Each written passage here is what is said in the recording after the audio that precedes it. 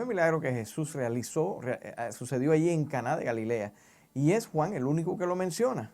La historia parece salirse del contexto tradicional de los milagros, pero es importante que veamos en la exégesis del pasaje el énfasis que Jesús hace sobre las relaciones interpersonales y la participación social de sus seguidores. En esencia, la historia bíblica nos cuenta que Jesús y sus discípulos fueron invitados a unas bodas en Caná de Galilea. Era algo típico que los amigos y las personas fueran a las bodas como testimonio de que el matrimonio había sucedido. La gente incluso se quedaba para ver entrar a los novios en el lecho nupcial. La fiesta comenzaba cuando el novio llegaba cerca de la medianoche para ofrecer sus votos a su esposa y entrar con ella al lecho nupcial. Allí permanecían hasta que el novio daba voz de que el matrimonio se había consumado y era legítimo, ofreciendo pruebas de ello que quedaban luego en posesión de la familia de la esposa, como aparece claramente ahí en Deuteronomio 22:17.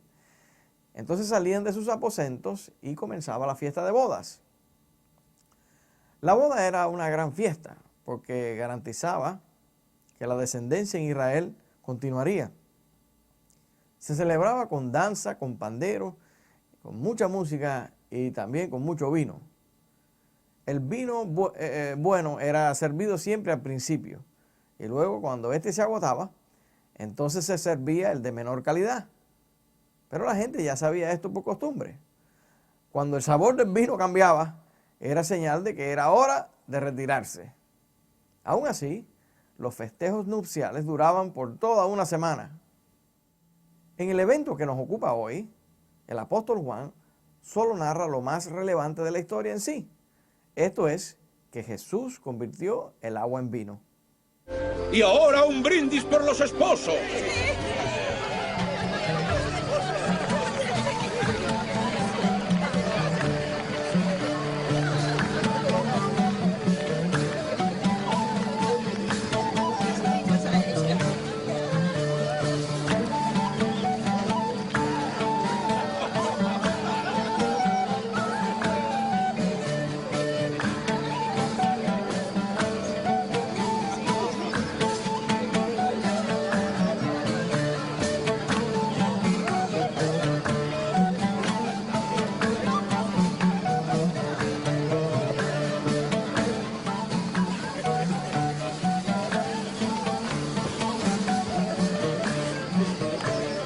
¿Qué pasa? Se ha acabado el vino, apenas queda.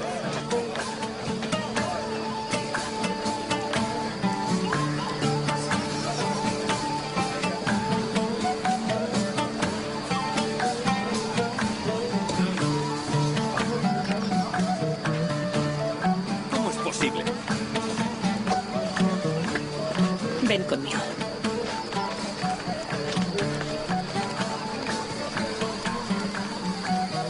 No queda vino. He pensado que tal vez podrías ayudarles. Sabes que aún no ha llegado mi hora. Pero ya no celebrarán otra boda. Los invitados se irán. La celebración será un desastre.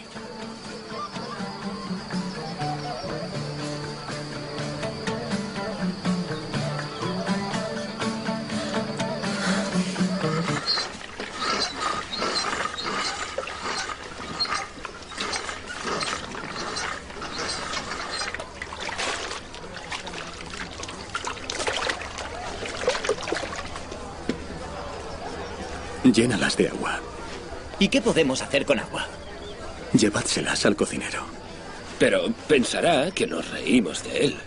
Seguro que se pondrá furioso. Llénalas y dáselas al cocinero.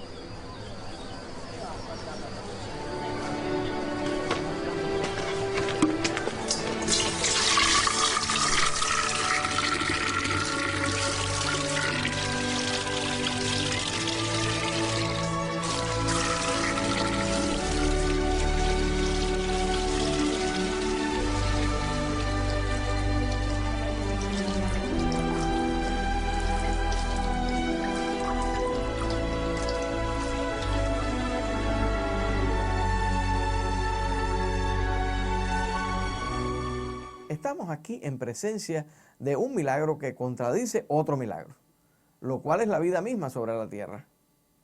La naturaleza es también un milagro sofisticado y elegante hecho por Dios.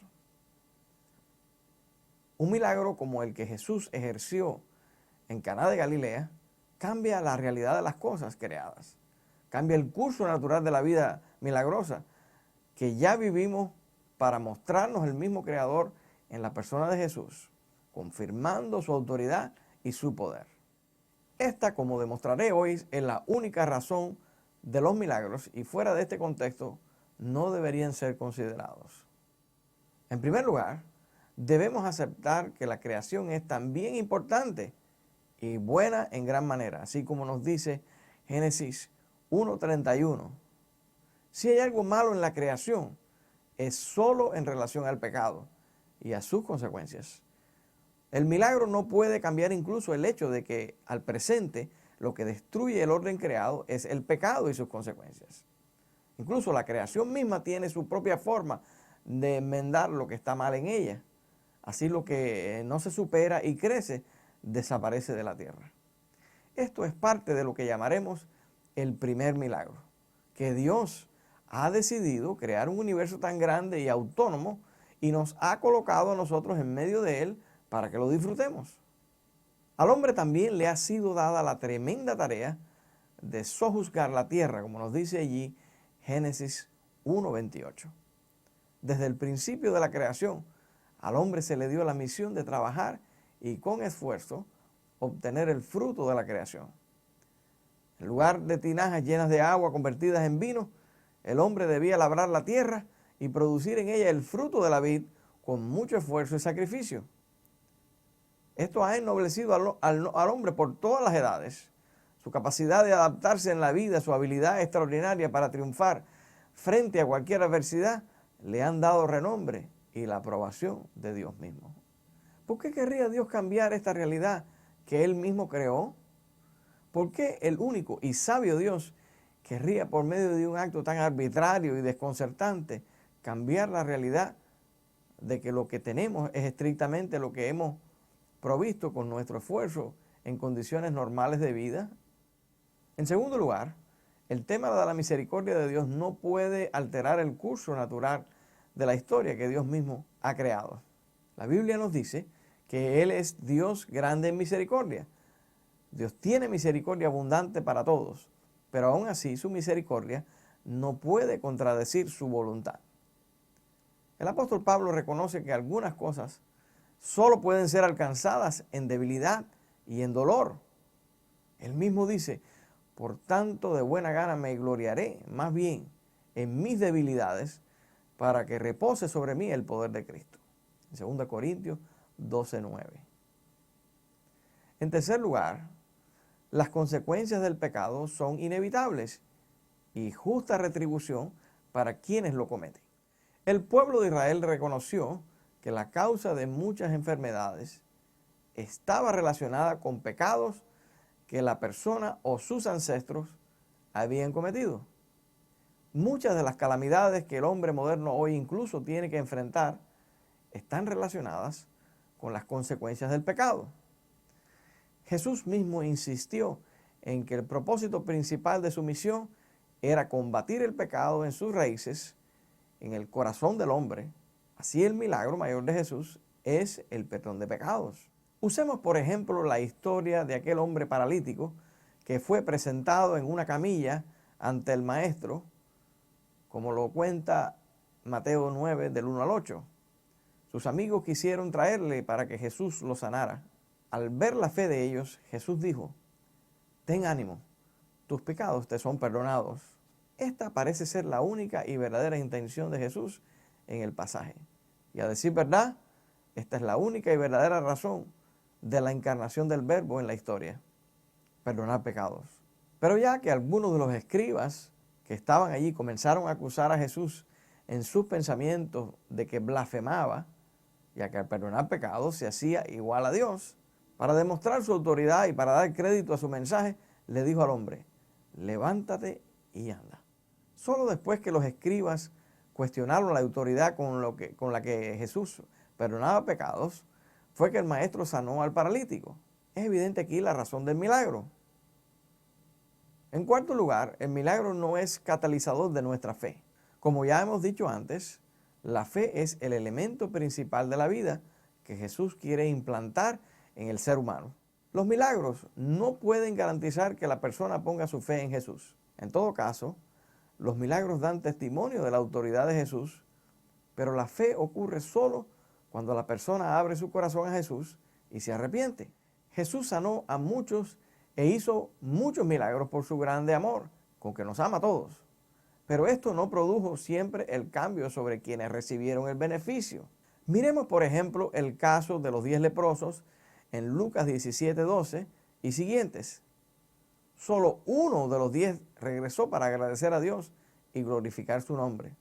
La moraleja no es el hecho simplemente del milagro que Jesús ha hecho, sino en la fe de aquel que fue sanado. Es evidente que el milagro sobre los otros 9 no produjo la fe esperada. La fe que ya existía en aquel que regresó alabando a Dios es la que se pone aquí en relieve. Y esto es lo único importante en toda la narración. El milagro aquí no trajo un verdadero beneficio a la mayoría de los que lo recibieron. Y por eso decimos que sin la fe, cualquier bienestar en esta vida es temporal y desafortunado. La fe es el único vínculo posible entre Dios y los hombres. Es por la fe que somos salvos en Cristo. Es por la fe que vivimos sin ver a Dios. Es por la fe que esperamos vivir para siempre con Jesús. Los milagros no pueden cambiar el corazón del perdido. Los milagros entran a formar parte de las cosas que vemos y como dijo Jesús a Tomás, bienaventurados los que no vieron y creyeron. Los fariseos reclamaron a Jesús que hiciera algún milagro. Aunque ellos habían sido testigos de muchos milagros, aún insistieron en que Él le mostrara uno más. Herodes pidió a Jesús un milagro, porque había oído de su fama y deseaba conocerle. La multitud enfurecida pidió a Jesús que se salvara a sí mismo, tal y como lo había hecho antes con otros muchos. En cada caso, los que menospreciaron a Jesús habían sido testigos de sus obras y de sus milagros, y aún así no creyeron. Entonces, ¿qué debemos hacer con los milagros? La mejor manera de tratar con los milagros es siempre entendiendo que tienen como objetivo mostrar la autoridad que Dios ha otorgado a Jesús y por consiguiente a aquellos a los cuales Él ha designado para llevar a cabo su misión. Dios creó todas las cosas de la manera que existen y han existido siempre. Los milagros en ninguna manera son la norma, sino la excepción de la regla. Esto es perfectamente evidente cuando durante el tiempo de los apóstoles los milagros fueron desapareciendo de la iglesia primitiva, tan temprano como en tiempos del tercer viaje misionero de Pablo. El mismo apóstol que acostumbraba a resolver los problemas haciendo sanidades y señales donde quiera que llegaba, escribe a su amado consiervo Timoteo que beba algo de vino para sus frecuentes enfermedades. Y luego en la segunda epístola al mismo Timoteo, el apóstol comenta que ha dejado a Trófimo enfermo en Mileto. Este tipo de comentario contradice la idea de que los milagros han de ser parte de la vida cotidiana de los cristianos. Para los que defienden apasionadamente el don de hacer milagros, el don de sanidades, es importante decir que el don de hacer milagros no puede limitar la voluntad ni la autoridad de Dios, que es finalmente el que lo realiza. Nadie que diga tener un don puede obligar a Dios a hacerlo. Su posición ante Dios es siempre como peticionador del favor de Dios y de su misericordia. Por otra parte está el hecho de que Jesús no quiere acomodarnos en esta vida con dones que pertenecen a la vida eterna. Añorar la vida eterna es también parte de esta vida. Ver a nuestros seres queridos morir, enfermar, sufrir, es siempre un recordatorio de que el reino de Cristo no es de este mundo. Cualquier milagro es siempre un adelanto de la eternidad, una muestra que nos asegura que este reino de Dios es real y está siendo preparado por el mismo Jesús para todos los que creen en Él. Así, no descartemos los milagros ni la misericordia de Dios, pero pensemos más bien en los resultados que produce la fe en quienes han sido salvos eternamente. Suscríbase a nuestro canal para continuar apoyando nuestro ministerio bíblico. Sintonícenos cada semana en nuestro canal de YouTube, en youtube.com/c/ibdiosteama.org. Que Dios les bendiga a todos.